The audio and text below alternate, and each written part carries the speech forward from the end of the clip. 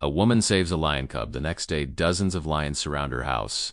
Dawn was slowly breaking over the Kenyan savannah, painting the sky gold and purple. Amara Kamani adjusted her red and blue shuka around her shoulders, breathing in the fresh morning air that still carried the coolness of the night.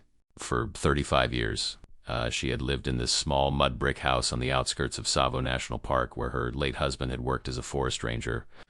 Now a widow for 3 years, she continued to watch over this land with the same devotion, as if every acacia tree, every thorn bush was under her personal protection. That morning something had awakened her earlier than usual. A premonition, perhaps, or simply the instinct developed through decades of listening to the whispers of the bush. She left her house, her bare feet brushing the earth still damp with dew, and headed toward the well where she drew her daily water. That's when she heard it, a weak whimper, almost inaudible, mixing with the morning song of the weaver birds. Amara froze, straining her ears. The sound came from behind the large rocks that bordered her property. Without hesitation, she moved forward, pushing aside the low branches of acacias that blocked her path. The scene that met her eyes froze her with terror. A small lion cub, barely a few weeks old, was huddled against a rock, terrified. In front of him stood a black cobra, hood inflated, ready to strike. The snake swayed hypnotically, its eyes fixed on the defenseless prey. The cub, too young to flee or defend itself, could only emit small, plaintive cries that tore at Amara's heart. Without thinking, driven by a maternal instinct that transcended species, Amara picked up a large branch that had fallen to the ground. The cobra, sensing her presence, turned its triangular head toward her, hissing threateningly. But Amara was not afraid. She had grown up in this bush. She knew its dangers and its codes. "Endahuko," she shouted in Swahili, brandishing her branch. "Go away." The cobra hesitated for a moment, assessing this new threat. Amara didn't give it time to make a decision. With a firm and precise gesture, she struck the ground near the snake, raising a cloud of dust. The cobra, destabilized, backed away. Amara continued to make noise, rhythmically beating the ground until the reptile, understanding it had lost the advantage, disappeared between the rocks in a rustle of scales. The cub, freed from the threat, collapsed to the ground, exhausted by terror. Amara approached slowly, speaking softly in Swahili, as she used to do to calm the injured animals her husband sometimes brought home. "Pole pole mtoto," she murmured. "Gently, my little one." The animal looked at her with its large amber eyes, still filled with fear but also with budding trust. Amara extended her hand, palm open, letting the cub get used to her scent. Slowly, cautiously, she took him in her arms. He was so small, so fragile that her heart tightened. His golden fur was dirty and tangled, and she could feel his small ribs under his skin. "Where's your mama, little one?" she whispered, looking around. But no roar from a worried lioness echoed in the savannah. The cub was alone, probably separated from his family for several hours, perhaps several days. Amara knew that a cub of this age would not survive long alone in the wild. Hyenas, leopards, snakes. The dangers were countless for such a vulnerable little being. She made her decision in an instant. Clutching the cub against her, she returned to her house.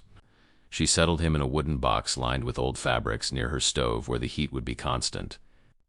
The little animal, exhausted, fell asleep almost immediately. Amara spent the morning preparing warm goat's milk, which she gave to the cub using an improvised bottle made from a bottle and a cloth. The animal drank eagerly, his small paws gripping the bottle as if clinging to life itself. "I'm going to call you Django," she said, stroking his little head. "It means building in Swahili, because you're going to grow up and become strong." That afternoon, Amara sat on the threshold of her house, Django asleep on her lap. She was thinking about what she should do. Call the forest rangers. But they would take the cub to a care center, far from here, and she didn't know if he would survive the journey in his weakened state. Keep him, but a lion, even small, remained a wild animal. As often when she was troubled, Amara began to hum a Kikuyu lullaby that her grandmother used to sing to her. Her soft voice mixed with the breath of wind in the acacias, creating a soothing melody that seemed to calm not only Django but also her own worried heart. Evening was falling when she heard the first roar in the distance. Then a second, closer. Amara raised her eyes to the reddening horizon, her heart beating faster. She knew these sounds by heart. A pride of lions was gathering somewhere in the savannah. She brought Django inside and carefully closed her door. That night she slept little, awakened by the roars that seemed to gradually approach her house.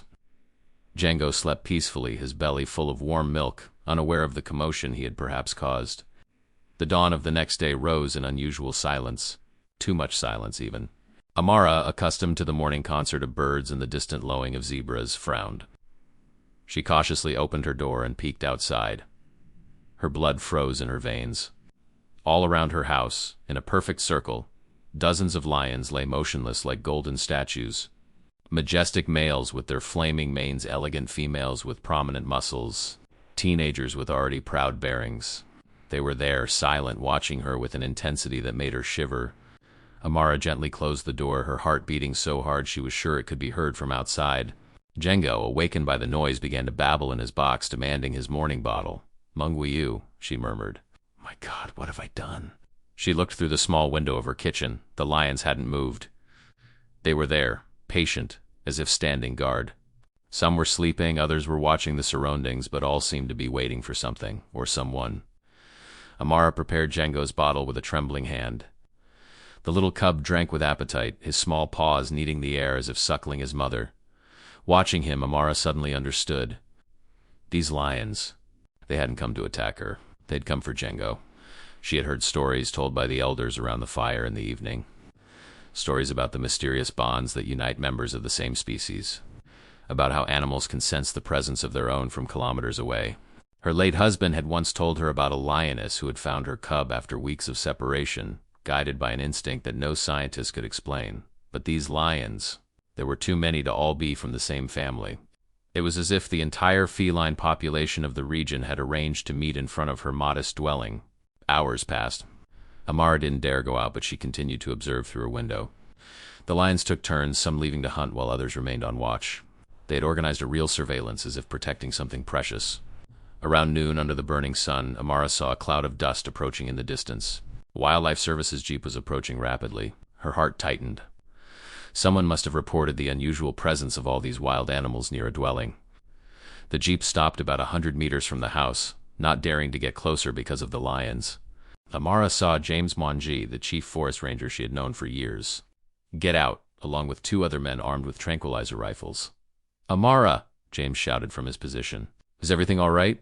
Don't come out, we're going to disperse these animals." "No," Amara screamed, rushing out of her house with Django in her arms. "Don't come closer." Her exit caused movement in the circle of lions. Several females stood up, slowly approaching her. Amara felt her legs tremble, but she didn't back away. The lions stopped a few meters away, their eyes fixed not on her, but on the little being she was carrying. James and his men had raised their rifles, ready to shoot, but Amara signaled them to stop. "Wait," she shouted. I think they don't want to hurt me." One of the lionesses, a magnificent female with amber eyes, stepped forward again. Her gaze met Amara's, and in that silent connection the woman understood. This lioness, she was Django's mother. She was certain of it, with that intuition that only mothers can understand. Slowly, very slowly, Amara knelt on the dusty ground. The lioness approached again, sniffing the air.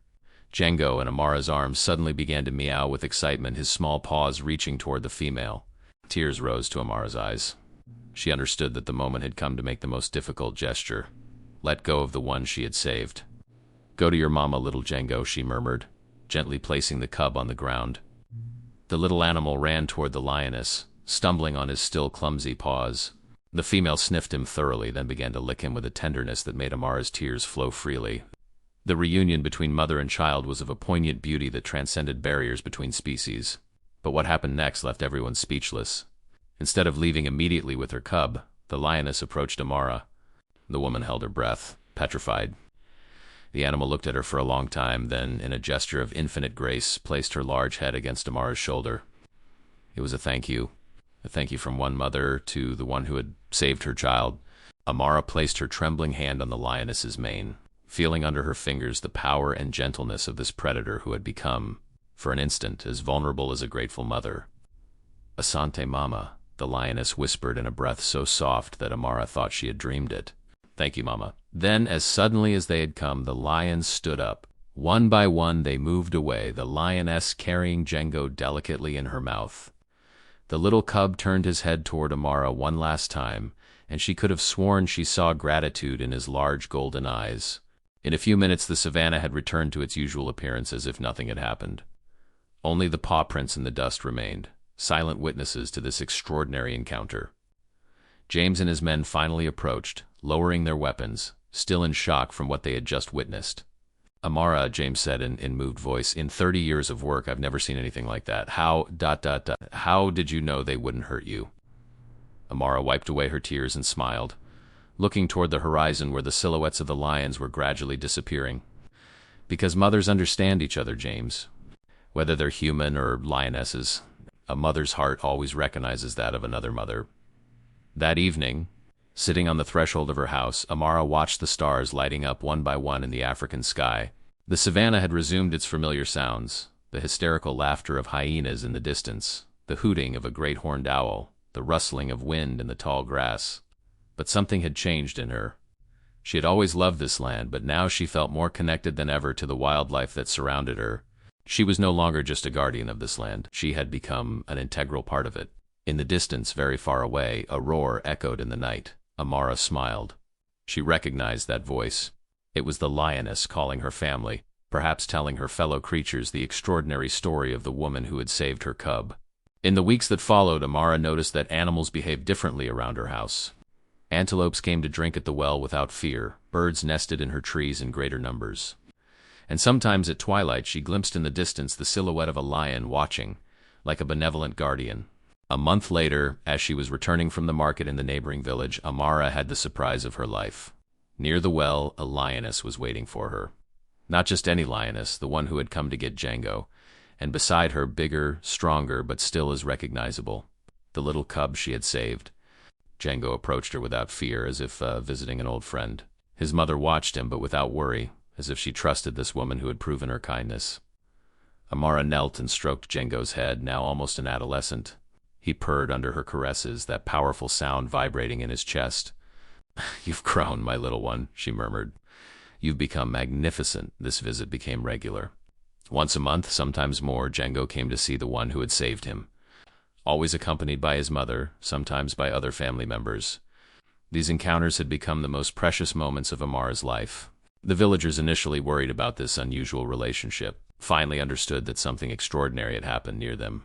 The story of Amara and Django spread, carried by griots and storytellers, becoming a modern legend about kindness that transcends species. Researchers came to interview Amara. Journalists wanted to photograph these improbable encounters, but she always refused. This relationship was sacred. It should not be turned into a spectacle. Some things, she would say, belong to the heart and to silence. As soon as you expose them too much to light, they lose their magic. One day, Django came accompanied by a young lioness, his mate. Amara understood that he was starting his own family. A few months later, he returned with his own cubs, proudly presenting them to the one who had saved his life. Sitting under the acacia near her house, surrounded by this family of lions that had adopted her, Amara thought back to that morning that had changed everything. A simple gesture, motivated by love and compassion, had created bonds that would defy all scientific logic. She had saved a lion cub from certain death, and in return an entire family had adopted her, offering her protection and affection she could never have imagined. In this world where humans and nature seemed increasingly opposed, she had become the bridge between two worlds, living proof that love can create miracles. When Django's cubs grew up and had their own cubs, they continued the tradition. Generation after generation, Django's descendants came to visit Amara, perpetuating a unique alliance between human and wild animal. Amara aged, her hair whitened, her hands wrinkled, but her heart remained as big as the day she had reached out to a terrified lion cub. And until her last days, she continued to welcome her maned visitors with the same joy. It's the same wonder as during that first magical encounter, for she had understood a fundamental truth. In this world, we are not separated from nature, we are part of it. And sometimes it only takes a gesture of love to remember that all living beings share the same earth, the same sky, and the same fundamental need to be loved and protected. The story of Amara and Django became legend, told from village to village, from generation to generation. A story that reminded everyone that acts of kindness, even the simplest ones, can change the world in an extraordinary way and create bonds that surpass everything we can imagine. And in the Kenyan Savanna, where the sun continues to rise each morning over the golden immensity, they say that sometimes at twilight you can still see the silhouette of an old woman sitting under an acacia, surrounded by lions who watch over her with the eternal love and gratitude of a family that never forgets.